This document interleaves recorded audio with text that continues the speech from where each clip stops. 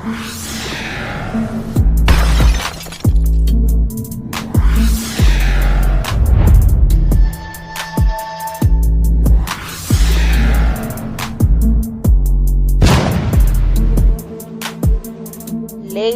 and gentlemen, welcome back to Wentworth Battle of the Top Dogs. In the left corner, we have our reigning champion, B. Smith. In the right corner, we have her opponent, Cass Proctor. Battle of the Top Dogs starts now. Hello world, I am back with round 4 of Battle of the Wentworth Top Dogs, alright? And today we're going to be discussing Cass Proctor. So as usual, I'm going to give you a little bit of background before we get into the judging. Cass was the leader of a female vigilante group called the Red Right Hand. And after hearing about B. Smith and how she escaped prison in order to kill Braden, the person who killed her daughter, Cass became like one of B's biggest supporters. She ends up going to visit B. Smith in prison. B asks her for a favor. So Cass ends up getting caught up in the drama between B. Smith and Joan Ferguson. And she ends up in Wentworth for assault, along with her entire crew, the Red Right Hand. So Cass was top dog from the final episode of season 4 up until episode 6 in season 5. And then she becomes top dog again from season 6 up until episode 4 of season 7.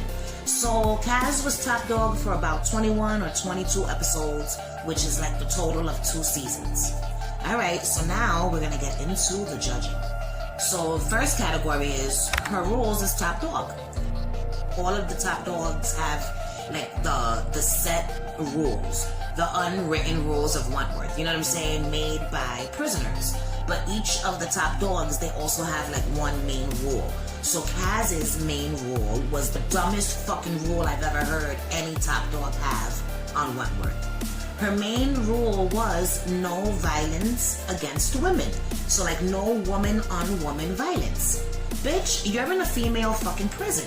You know what I'm saying? So I don't understand what the hell she was thinking. In prison, you must be violent or you're gonna get beat up. You know what I'm saying?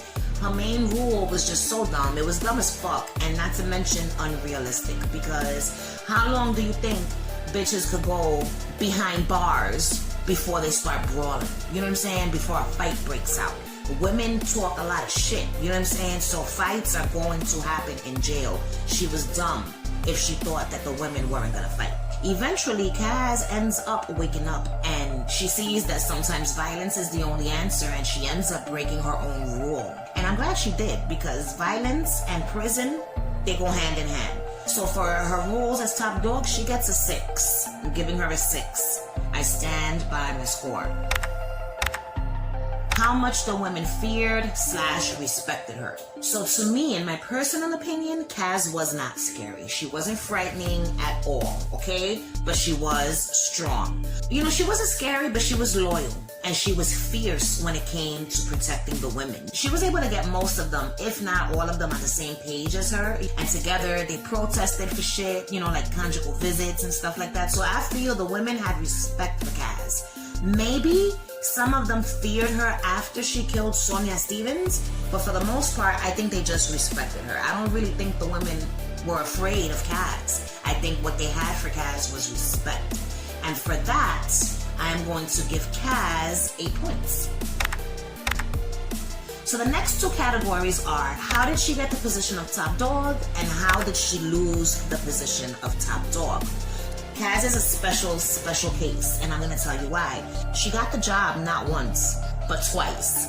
And she lost the job not once, but twice. Let's discuss. So how did she get the position of top dog? First of all, the first time she got the position of top dog, it was because B relinquished her crown and Cass took her place as top dog. She had the women's vote and she had B's blessing, okay? She earned the respect of the women, B. Smith included, alright? And so she became top dog. when B, stepped down to live the quiet life with Allie. How did she lose the position of top dog? The first time she lost the position of top dog was because she was dethroned by Joan. So that's how she lost the position of top dog the first time. She was basically thrown out of the position of top dog and replaced by Joan Ferguson. Now the second time she gets the position of top dog is after Joan loses her shit in season 5 during Kangaroo Court in the Yard, leaving Kaz as top dog now. And the second time that Kaz lost the position of top dog, oh boy, it was in season 7, and then unfortunately Kaz was slain in the halls of Wentworth by Sean Brody. He slit her throat and left her to die in a corridor alone. She was a fucking innocent victim, okay? How did she get the position of top dog? I'm giving her a 10. She gets 10 points for both times, okay? Both times together, she gets 10 points. She got the job in a very respectable way, you know what I'm saying? The first time. The second time, she just took her job back after Joan lost her shit. Simple.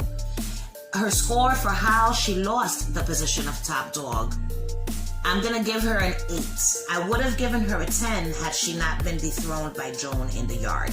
It happened because she wasn't being violent, okay? She learned the hard way that sometimes violence is the only answer. She gets 8 points. Next category, how badass was her crew?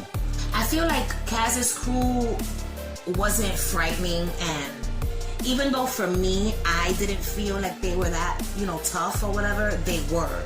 I feel like they were tough when they were together. Separately, I don't know if her crew could stand up to the test of time in Wentworth. You know what I'm saying?